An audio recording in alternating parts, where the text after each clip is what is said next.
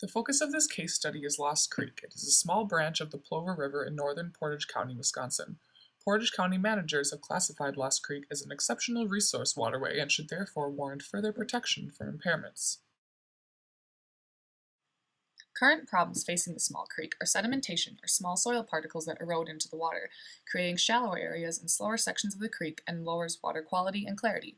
In this area of Wisconsin, most soils are made of largely sand, making them loose and easy to get blown around or moved around by flowing water.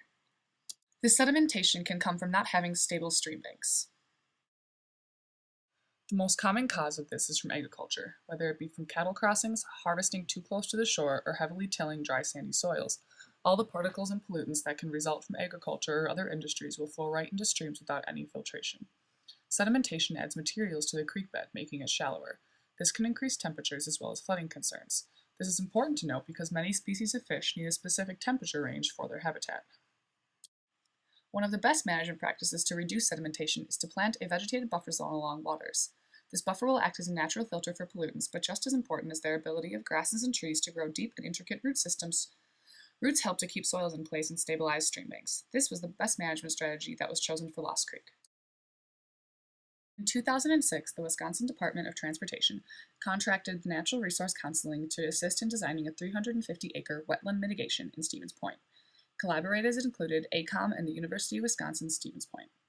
The project was needed mitigation for the ongoing construction of new Highway 10 west of the city of Stevens Point. Prior to development, this area was Jordan Swamp, but was drained for agricultural uses.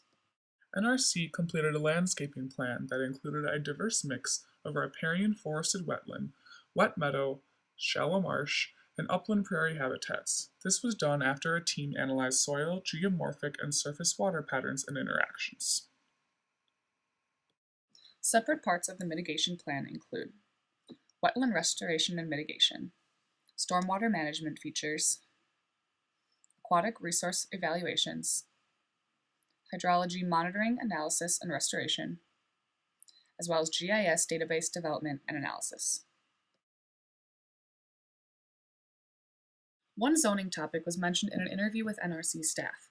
The fact that the land was already publicly owned removed troubles planners may have had with multiple private landowners, while also allowing the area to be available for recreational uses and uses for the municipality. Also noting future trends of development pressures in the area around the city of Stevens Point, it was good timing to claim the land as a wetland site before it became a residential development. By revegetating these 2 miles of creek and over 20 acres of habitat, planners also hope to restore Lost Creek's rating as a Class 1 trout stream. Fish kills have happened in past years, and this is a realistic and smart objective for this plan. Monitoring fish populations is a measurable way to determine the effectiveness of buffers and new vegetation.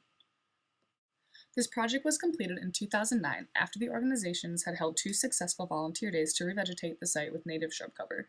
In 2009, 500 live stakes were harvested and installed, and a year later, in 2010, another 300 live stakes were added. Thus far, they have experienced a 95% survival of planted species.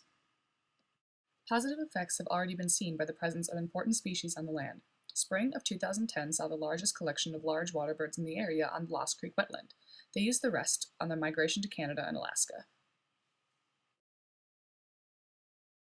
The project includes 10 years more of monitoring and maintaining the wetland, although it seems to be a success thus far.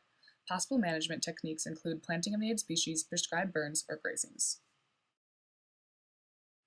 Further testings will show whether these practices are having an effect on trout species as well as lowering sedimentation, but surrounding communities have high hopes for the wetland's future.